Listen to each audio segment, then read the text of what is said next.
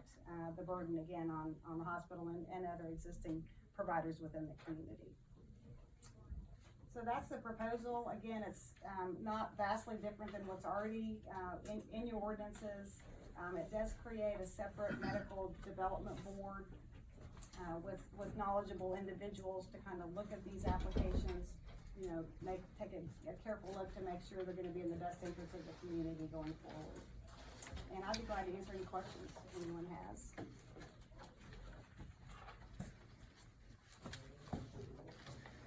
I don't have a question, just a statement that I was very involved in creating the ordinance, and the main goal behind it is protecting the citizens of the city of McAllister and their access to health care, because, as you said, public hospitals are required to do things that privately owned hospitals are not required to do.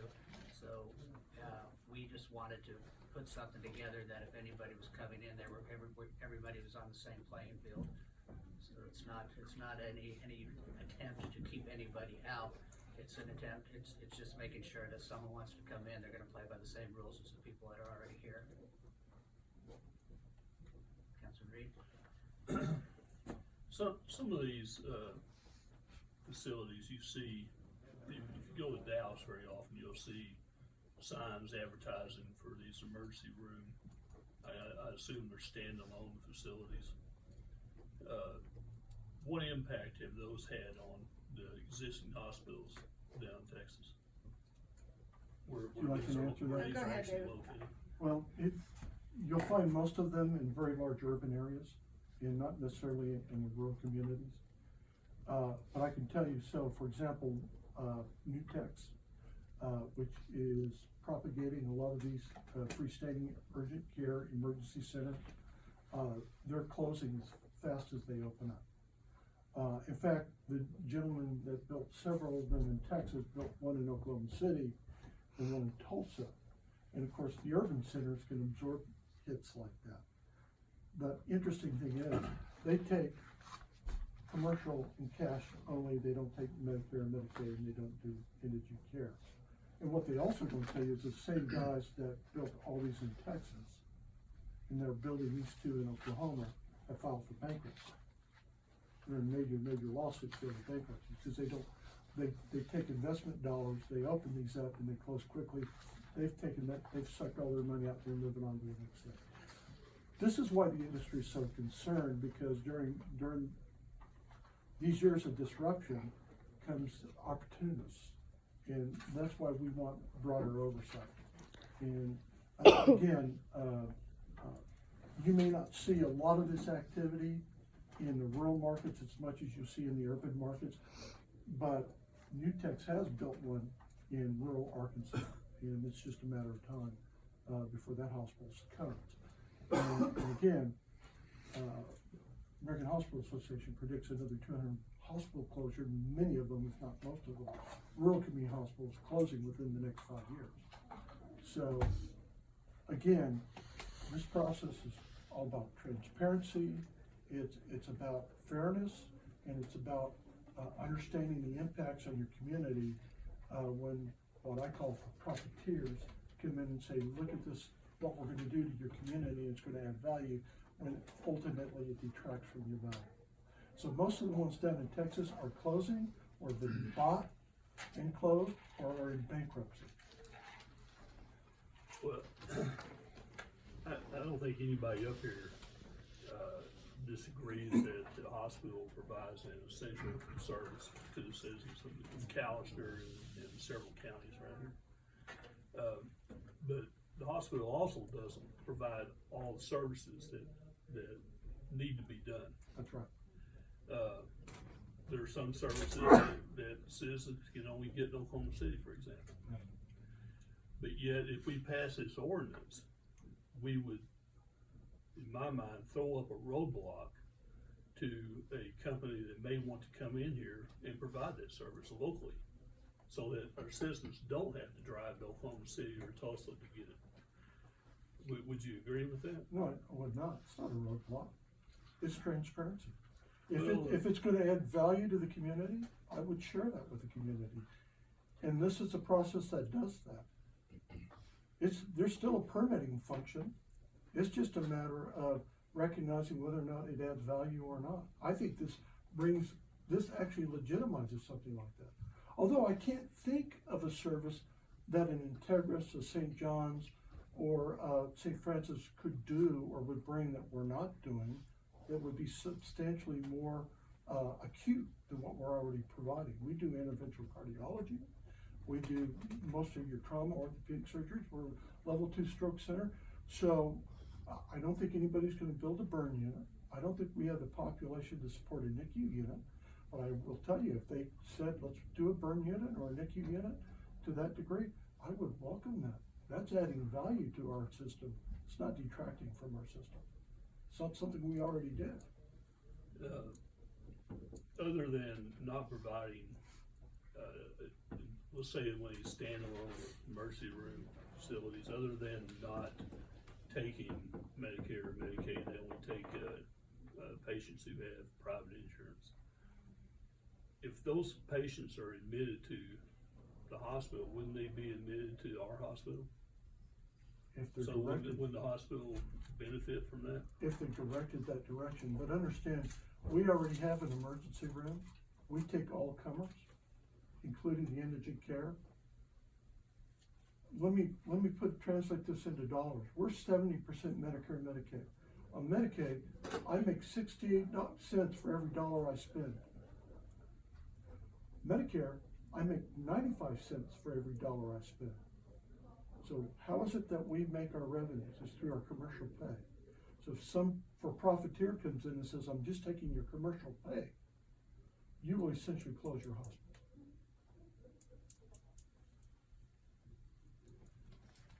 But don't get me wrong, I mean, I understand. I'm just trying to get my head wrapped around why we would create additional red tape for another facility to come in here. I would say this isn't red tape. I think this is what I would call judicious review and transparency. Because in the old ordinance, one person could have made that decision and really not understand the full impact on the community. Please remember, we are a component of this city. We could be looked at just like we are looked at as infrastructure. We're essential to the economic viability of the community. We want to protect that. And so anything that would detract that, anything that would erode our infrastructure, anything that would take jobs away from the community, anything that would close essential services down is probably not in the best benefit of the community.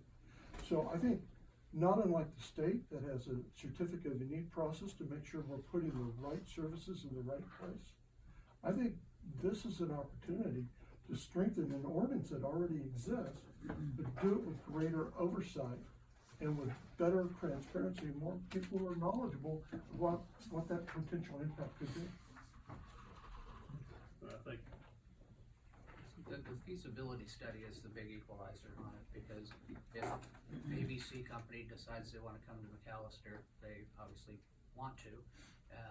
We need to just determine if we need them and what the effect would be if they come in. So that's why the feasibility study possibility is in there, because we can turn that over to professionals that know how to measure things that would be involved in that and come back with a report. The medical review board is more of a conduit than a study group. They're gonna get the information from the professionals and make their decision based on that. So I don't think I don't think we're putting a roadblock in the way. We're just doing more due diligence as to if there's a necessity and a need, and for a company that's showing an interest to come into the city. Actually, I look at this, it's an opportunity to facilitate good business, not bad business. And I would also articulate that $25,000 for a company that's going to build a $4 or $5 or $10 million enterprise, that's a drop in the bucket. They would, and if it's a legitimate entity, they're going to spend that money on a feasibility study anyway, and we're going to want to see it, and we want to know what the impact is. The reason this is important to us, Councilman, is we are becoming a destination for healthcare. and that attracts a lot of good prospects, and it also attracts a lot of bad prospects. And so the Oklahoma Hospital Association, the American Hospital Association has asked me as their ambassador to be our ambassador to say, strengthen your ordinance so you know what you're getting and you know what the potential impact is. And that's all we're asking to do. We may never have to invoke this.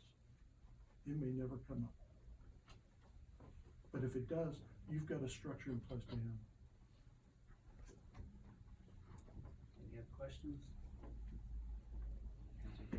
I have some questions on the legal analysis slide. Mhm. I think there's two actually.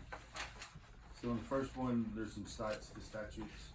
But on the second one here, and I know you talked about the airport case from Tulsa, but are these points derived from case law, or kind of walk me through the supporting basis for this argumentation? Yeah, well, so there's a Supreme Court case from about, I think, 1991 that clearly holds that city ordinances that are authorized under state law are subject to what's called state action immunity for the federal antitrust laws. So really pretty clearly, and this was a case where a city was regulating billboards. They were regulating billboards in a way that one billboard provider thought was anti-competitive, was going to impact, their business. And the Supreme Court said, clearly this is an action that the state felt was an appropriate activity for the city to engage in for the public health benefit of the health and welfare of the community, and therefore it's entitled to the state action immunity under the federal antitrust laws. So really strong federal case law in that area. There's this case that I mentioned, the Tulsa airport case. Can I interrupt you there? Sure. That's a U.S. Supreme Court or Oklahoma Supreme It's Court? a U.S., the first one was a U.S. Supreme Court case that talked about state action community in the context of the federal antitrust laws. Thank you. Yes, and then Oklahoma, there's this Fine versus City of Tulsa case was about regulation of airport within the city limits. So not healthcare, but a similar essential public service, if you will. And the court in that case didn't really talk about state action immunity in those terms, but really came to the same conclusion because it's held, basically that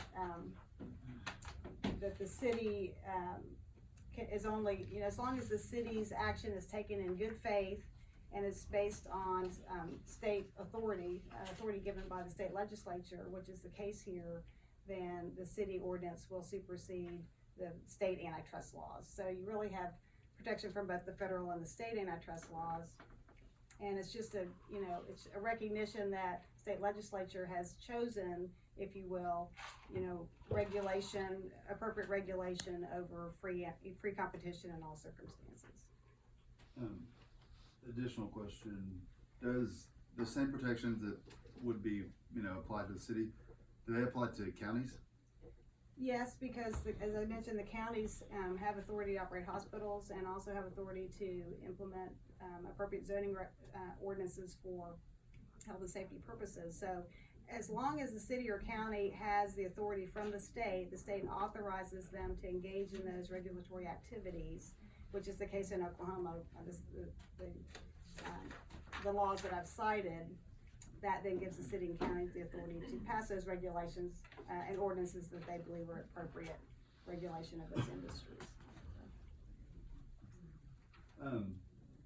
So I think two things. One is I think there needs to be more city council involvement with the, what's it called, the committee, the medical development board.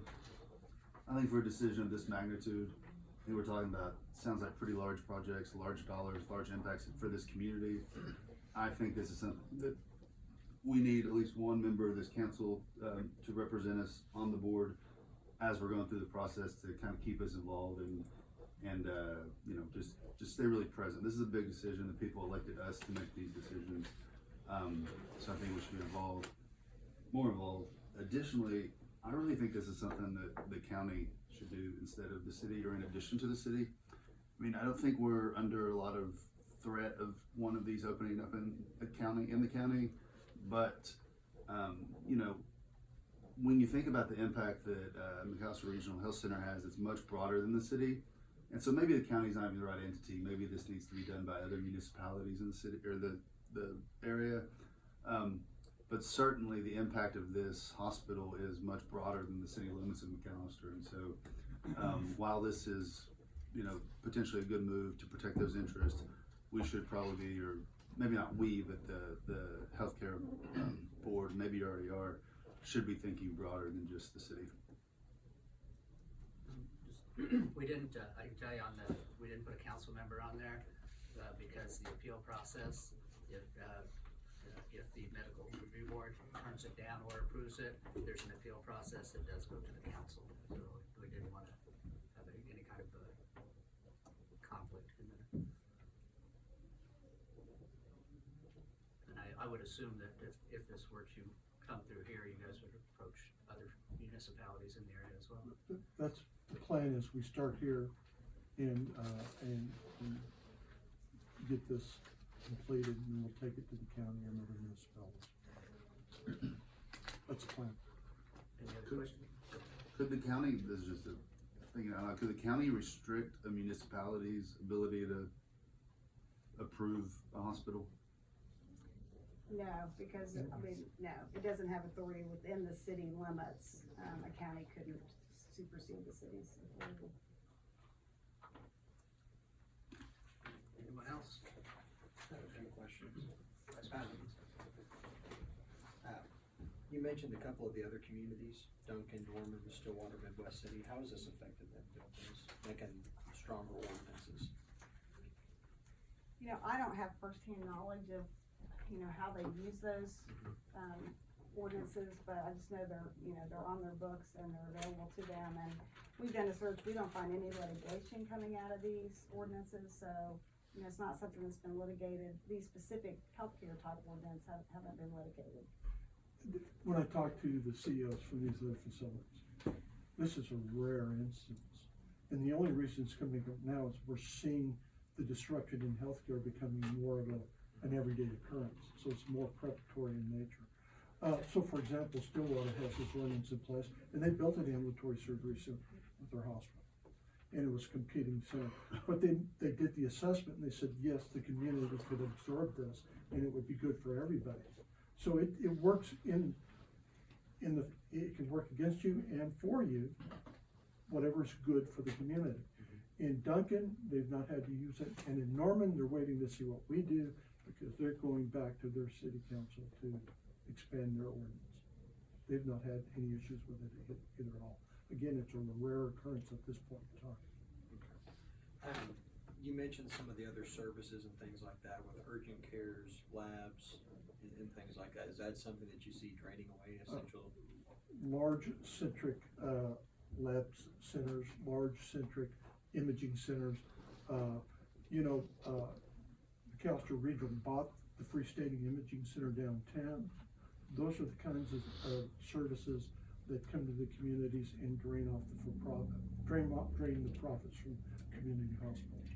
No, we're not talking an ultrasound machine. We're talking a full-blown imaging or lab center. Can you think of a scenario where a service would want to come here that would be something that would be, I'm trying to think of the right way to say this. We talk about urgent care. We understand that. We've got those here, and I'm using that as an example, labs, things like that, imaging centers. Can you think of some other services that maybe aren't essential, but could add to the hospital's value and strengthen what we're talking about here in our community that could have an issue coming here to overcome this hurdle? Or maybe the hurdle's not the right word, but maybe something where it's a little bit more involved. Maybe an unmet need. Yeah. Well, there's always joint ventures and opportunities like that. Can you think of anything, Sean, that we don't have that?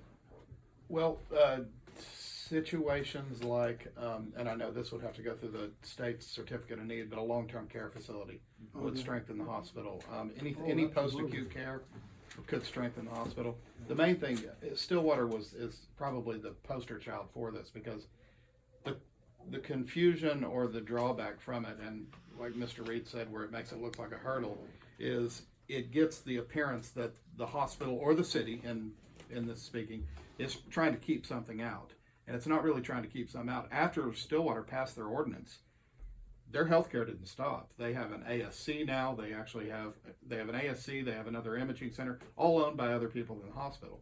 But what it's doing is it's making sure that those people don't come in and drain the services that would have come through the hospital or could have been shared through the hospital, and not take care of the indigent and not take care of the Medicaid, and just leave it to where the only for in McAllister's case, the only money McAllister would be making would be the indigent and the Medicaid. Stillwater has flourished. Their healthcare environment is one of the best in the state, and it's not all owned by the hospital. I'm having a hard time figuring out what would come to the community, other than, he's right, we could use new modernized nursing home care, that we couldn't be a part of, or that we couldn't deliver, or that they would bring and live what we Maybe have. a proton. Proton Center? Center, yeah. That'd be You can great, afford to do with it, our someone cancer could do center. it. That'd be great. Gamma knife maybe, things like that. Last question. Do you think that, how would this affect existing services currently right now with having this additionally in place? And does this really affect if there is a joint venture or things like that, or somebody, let's say there's a lab. We have a lab, you guys look to expand it, you're gonna do something more regionally based, I don't know, but it shifts into something else. Does this start over?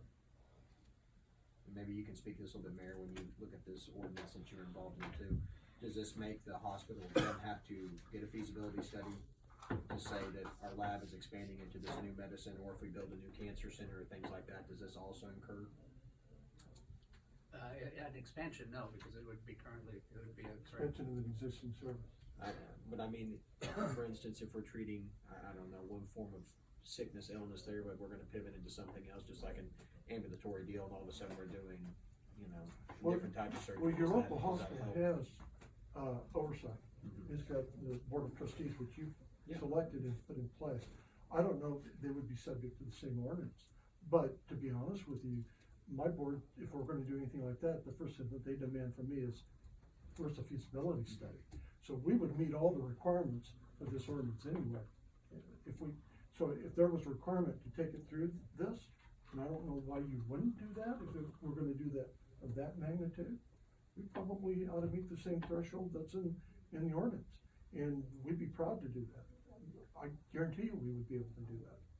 We can't do anything that we can't justify Absolutely. and, or afford, and so we'd have to go through the same permitting process, isn't that No, correct, Pete? And I'm, realistically, I'm trying to wrap my mind a little bit around this. We've discussed this before, Mr. Howard and myself discussed this too, and just trying to understand a little bit better and wanted to get your guys' input. Thank you, appreciate it. Councilman Reed? One of Councilman Stevens' question made me think of something else. It's a legal question. If you have an instance where, say, there's a city vote to pass a sales tax, or maybe sell a bond to build a new facility that's non-existent right now, and it passes, does the city then have the authority to say, no, we're not gonna do it, even though there's been a vote?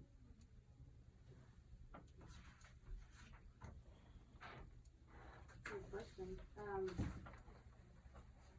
I would think so. I mean, I would think if the city decides from a feasibility standpoint that, there's not a need for a new hospital, then the sales tax, that would be, would not apply to that decision, but Let's put the cart behind the horse.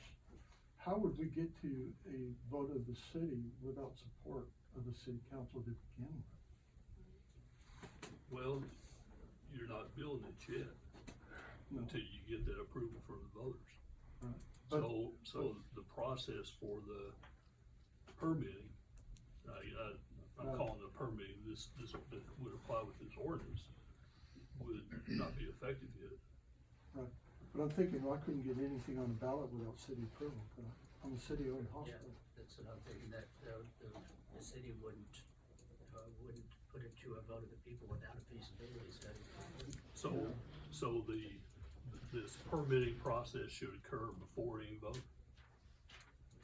Well, we do all of our legwork similar to this permitting process before we do anything like that. Well, So with the cancer center, we did our feasibility study. Well, I mean, the feasibility study is just part of this. Right. I mean, you have, you know, the approval, you know, you have the board coming to the council recommending or not recommending, whatever. But there's several steps in this ordinance that has to be met before the council votes on it.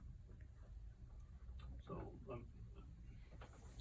I think what you said right at the beginning of that is, yes, this should be done. Yes. This should be done prior to. the entire process. Yes. I would think so, Councilman. I mean, and we're more than willing to meet every step of this process ourselves.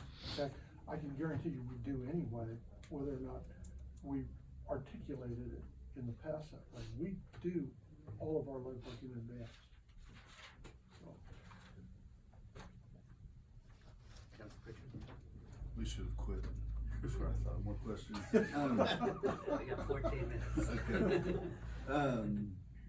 So when we talk about proposed changes to the current ordinance and thinking about the different type of places we want to include, is there, I'm thinking about like a solo practitioner, like somebody just, you know, is in McAllister, they wanna become a doctor, or That's, do whatever. that's not even. Is there an exception for that, or is that not Yeah, included? that's not considered as, that's not, that adds value to the community, that doesn't deter essential services. We need more doctors. Well, I agree with that statement, but, I mean, would they still have to go through this process, or is there an exemption for a certain size, I guess is what I'm No, saying? I think you go through the process, but basically the board would probably get together and say, send them through, there's no feasibility study or needed, give them their permit. Cool. Some of this is commonsensical. Well, if that's the case, then I have additional, just a comment. I do think we should have some exception in here for, you know, small providers. If you're a one doctor or maybe a two doctor operation or something, I don't know that they should have to go through the board review process. I mean, you know, at that point, you're talking about a really small business operation and adding that burden. I don't know that that's in anybody's best interest. You might mention how the verbiage was centered around large institutions, ambulatory surgery centers, hospitals, freestanding EDs. It doesn't mention hospital, physicians' offices and things like that. Yeah, and that's a good, another thing is, I wouldn't mind seeing the actual language of the proposed ordinance either. I don't think we've seen that, or I haven't seen that yet. It's in package. Oh, is it? Yeah, it's in there. There's two different. There's two different ones, there's one from the council. I didn't read my packet for the special meeting. But to your point, Councilman, this is aimed at the very large institution, you know, the multi-million-dollar projects. We're trying to entice more doctors to the community and things like that. Any other questions? Thank you all very much. All right, that's the only business we had for the special meeting, so I would take a motion to adjourn. Second, Smith, any discussion? What would you call roll, please? Councilman Reed, Yes. Smith, Yes. Stevens, Yes. Brown, Yes.